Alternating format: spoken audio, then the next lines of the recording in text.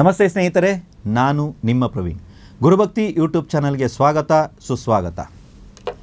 ಧನ ಸ್ತಂಭನ ಇದರ ಬಗ್ಗೆ ಆಲ್ರೆಡಿ ನಾನೊಂದು ಕ್ಲಾಸನ್ನು ಮಾಡಿದ್ದೀನಿ. ಸೊ ಇದು ಮಾಂತ್ರಿಕತೆಗೆ ಸಂಬಂಧಪಟ್ಟಂಥ ವಿಚಾರಗಳಾಗಿರ್ಬೋದು. ಕೆಲವರ ಹತ್ರ ಬಂದು ದೃಷ್ಟಿದೋಷದಿಂದ ಕೂಡ ಧನ ಸ್ತಂಭನ ಆಗುತ್ತೆ. ದುಡ್ಡೇ ಬರಲ್ಲ ಸರ್, ದುಡ್ಡು ನಿಲ್ಲಲ್ಲ, ದುಡ್ಡೇ ಬರಲ್ಲ. ಈ ರೀತಿ ಪ್ರಯೋಗಗಳು ಮಾಂತ್ರಿಕದಲ್ಲಿ ಇದೆಯಾ ಅಂದರೆ ಹೌದು. ನಾವು ಹೇಳ್ತೀವಿ ಮಾಂತ್ರಿಕದಲ್ಲಿ ಬಂದ್ಬಿಟ್ಟು ಮಾರಣ ಇತ್ಯಾದಿಗಳನ್ನ ಮಾಡುವಂಥ ಅವಶ್ಯಕತೆ ಇರಲ್ಲ. ಒಬ್ಬ ವ್ಯಕ್ತಿಗೆ ಇನ್ಕಮ್ ಏನು ಬರುತ್ತೋ ಅದನ್ನು ಸ್ಟಕ್ ಮಾಡಿಟ್ರೆ ಸಾಕು, ಆ ವ್ಯಕ್ತಿ ಸತ್ತಂಗೆ. ಎಲ್ಲೂ ಹೋದರೂ ದುಡ್ಡು ಹುಟ್ಟಬಾರ್ದು. ಅವ್ರು ದುಡಿಮೆನಲ್ಲಾಗಿರ್ಬೋದು, ಯಾರ ಹತ್ರ ಕೇಳೋಕೆ ಹೋದ್ರೂ ಆಗಿರ್ಬೋದು, ಲೋನ್ ಆಗಿರ್ಬೋದು, ದುಡ್ಡೇ ಹುಟ್ಟಲ್ಲ ಅಂದಾಗ ಈ ಪ್ರಯೋಗವನ್ನು ಕೆಲವರು ಮಾಡ್ತಾರೆ. ಈ ಥರದ ಪ್ರಯೋಗಗಳು ಭಾಳಷ್ಟು ಇದೆಯಾ ಅಂದರೆ ಖಂಡಿತ ಇದೆ. ದುಡ್ಡೇ ಹುಟ್ಟಲ್ಲ ಅಂಥವ್ರಿಗೆ ಏನೇ ಪೂಜೆ ಪುರಸ್ಕಾರ ಏನೇ ಮಾಡಿದ್ರು ಸಹಿತ ದುಡ್ಡು ಹುಟ್ಟಲ್ಲ. ಇದು ಒಂದು ಸ್ತಂಭನ ಪ್ರಯೋಗವನ್ನು ಮಾಂತ್ರಿಕತೆಯಲ್ಲಿ ಮಾಡಿರ್ತಾರೆ. ಸೊ ನಿಮ್ಮ ಹತ್ರ ದುಡ್ಡು ಹುಟ್ಟದೇ ಇರೋದಕ್ಕೆ ಕಾರಣ ಏನು, ಅಥವಾ ಬರ್ತಾ ಇಲ್ಲ ಅನ್ನೋದಕ್ಕೆ ಕಾರಣ ಏನು, ಅದನ್ನು ಫಸ್ಟು ನೀವು ನೋಡ್ಕೊಳ್ಳಿ. ಆದರೆ ಒಂದು ಸರಳ ಪರಿಹಾರವನ್ನು ನಾನು ಕೊಟ್ಟಿದ್ದೀನಿ, ಅದನ್ನು ನೀವು ಮಾಡಿ ನೋಡಿ.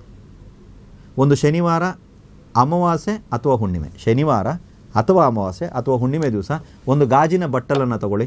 ಅದರಲ್ಲಿ ಪೂರ್ತಿಯಾಗಿ ಉದ್ದಿನ ಕಾಳು, ಪೂರ್ತಿಯಾಗಿರುವಂಥ ಉದ್ದಿನ ಕಾಳನ್ನು ಅದರಲ್ಲಿ ಹಾಕಿ ತಗೊಂಡೋಗಿ ಈ ಗಾಜಿನ ಬಟ್ಟಲನ್ನು ನಿಮ್ಮ ದೇವರ ಕೋಣೆಯಲ್ಲಿ ತಗೊಂಡೋಗಿ ಇಟ್ಬಿಡಿ.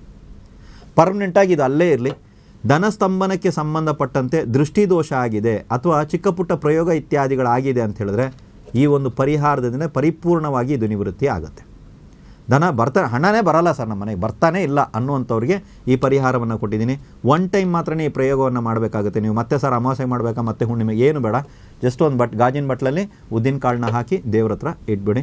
ಈ ಪರಿಹಾರ ನಿಮ್ಮ ಮನೆಯಲ್ಲಿರುವಂಥ ಧನ ಸ್ತಂಭನವನ್ನು ತಡೆ ಮಾಡುತ್ತೆ, ಅದನ್ನು ಹೊಡಿತದೆ.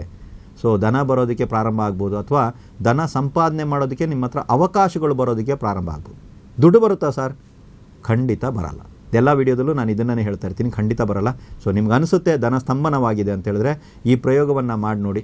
ಈ ಪ್ರಯೋಗ ದೊಡ್ಡ ಪ್ರಮಾಣದ ಮಾಂತ್ರಿಕವನ್ನು ತಡೆ ಹೊಡಿತದ ಅಂದರೆ ಖಂಡಿತ ಇಲ್ಲ. ಪರಿಹಾರ ಕ್ರಿಯೆಗೆ ಎಷ್ಟು ಪ್ರಮಾಣದಲ್ಲಿ ಶಕ್ತಿ ಇದೆಯೋ ಅಷ್ಟು ಪ್ರಮಾಣದಲ್ಲಿರುವಂಥ ಸಮಸ್ಯೆ ಇದ್ದಾಗ ಖಂಡಿತ ಅದು ಕ್ಲಿಯರ್ ಆಗುತ್ತೆ. ಆದರೆ ಭಾಳಷ್ಟು ಕೇಸ್ಗಳಲ್ಲಿ ಈ ದೊಡ್ಡ ಪ್ರಮಾಣದ ಮಾಂತ್ರಿಕತೆಯನ್ನು ಯಾರೂ ಮಾಡಿರಲ್ಲ. ಇರೋದಂತೂ ಸತ್ಯ, ಮಾಂತ್ರಿಕತೆಯಲ್ಲಿ ಧನಸ್ತಂಭನ. ಬಟ್ ಬೇರೆ ಕಣ್ಣು ದೃಷ್ಟಿಯಿಂದ ಆಗಿರ್ತದೆ, ಕೆಲವರಿಗೆ ಗೋಚಾರವಶದಿಂದನೂ ಕೂಡ ಧನಸ್ತಂಭನ ಆಗಿರ್ತದೆ. ಆ ಥರದ್ದು ಏನಾದರೂ ಆಗಿದ್ದರೆ ಈ ಪುಟ್ಟ ಪರಿಹಾರವನ್ನು ಮಾಡಿ ನೋಡಿ. ಖಂಡಿತವಾಗಲೂ ನಿಮ್ಮ ಜೀವನದಲ್ಲಿ ಧನಸ್ತಂಭನ ನಿವಾರಣೆ ಆಗುತ್ತೆ. ಎಲ್ಲರೂ ಒಳ್ಳೆಯದಾಗಲಿ.